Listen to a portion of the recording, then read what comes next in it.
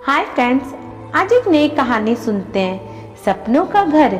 मानुष, ये मेरे ब्लाउज का हुक लगा दो ना प्लीज।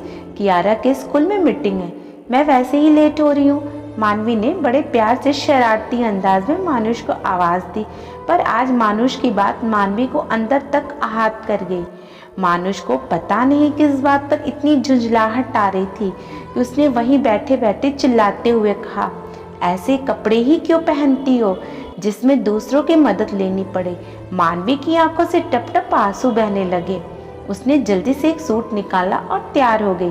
रास्ते में मानवी यही सोचती रही कि मानुष कितना बदल गया है। शादी से पहले हर समय उसके साथ रहने के बहाने ढूंढता रहता था और शादी के बाद भी कितने प्यार से जबरदस्ती मानवी को बोला था कि तुम अपने लिए बैकलेस ब्लाउज बनवाया करो जिसमें सिर्फ एक दो हुक हो, ताकि जब तुम मेरी मदद मांगो तो मैं मैडम की खिदमत में हाजिर हो सकूं। अब मानुष कितना बदल गया है, हर बात में गुस्सा करता है। कभी हाथ में जो भी सामान हो उसे फेंक कर मारता है।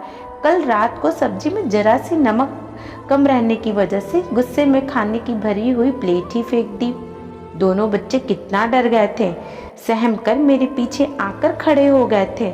मानवी ने सोचा, मैं कितना मना करती थी मानुष को फालतू खर्च करने को, पर उसे तो ऐशो आराम की जिंदगी इतनी पसंद थी कि लोन ले लेकर बड़ी सी गाड़ी, बड़ा सा घर, विदेश ट्रिप और भी ना जाने क्या क्या, कभी अपने ऊपर रोक ही नहीं लगाई। और हर थोड़े दिन में जॉब बदलता कि मैं एक कंपनी में ज़्यादा दिन काम नहीं कर सकता। अच्छी खासी लगाई जॉब उसे नई कंपनी के चक्कर में, और वो कंपनी कुछ ही दिनों में बंद हो गई। अब नौकरी भी नहीं है। लोन देने वाले अपना पैसा लेने के लिए सर पर खड़े रहते हैं तो सारा गुस्सा मेरे ऊपर निकाल देता है। मुझे भी कोई अच्छी नौकरी तो मिल ही नहीं पा रही है। जितनी सैलरी मिलेगी उतना तो आने जाने में, बच्चों के डे बोर्डिंग डालने में, उनकी ट्यूशन लगाने में ही निकल जाएगा। मानवी यही सब सोचती रही।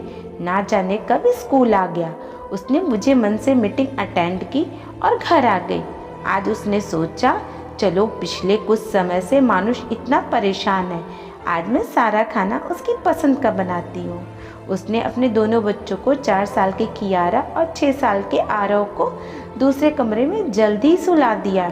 बहुत अच्छे से तैयार हुई, घर की सभी लाइटें बंद कर दी और थोड़ी सी मोमबत्ती जला दी।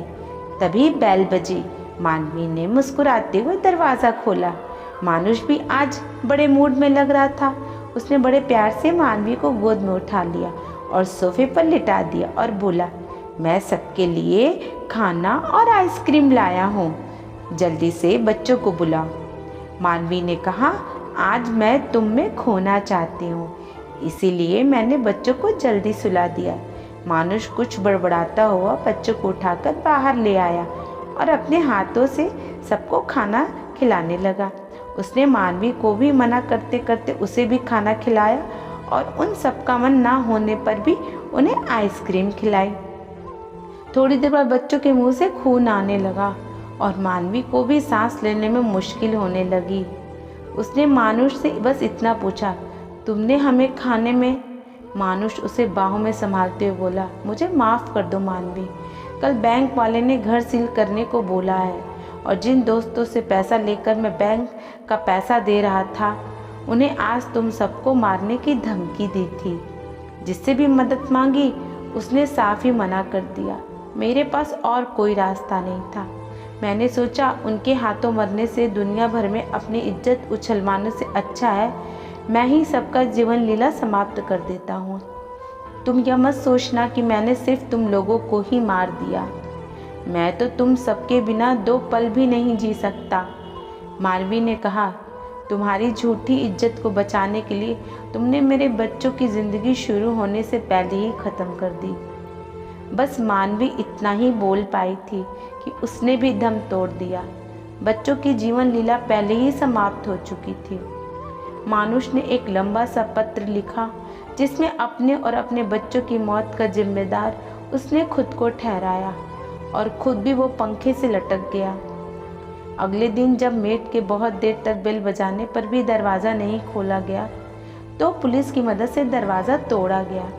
और रोज की तरह यह अखबार की एक खबर बनकर रह गया कि एक हंसता खेलता परिवार समाप्त हो गया। फिर मिलेंगे दोस्तों अगली कहानी के साथ। तब तक के लिए आप अपना ख्याल रखना और हमेशा मुस्कुराते रहना और जीवन से कभी मत हारना। धन्यवाद।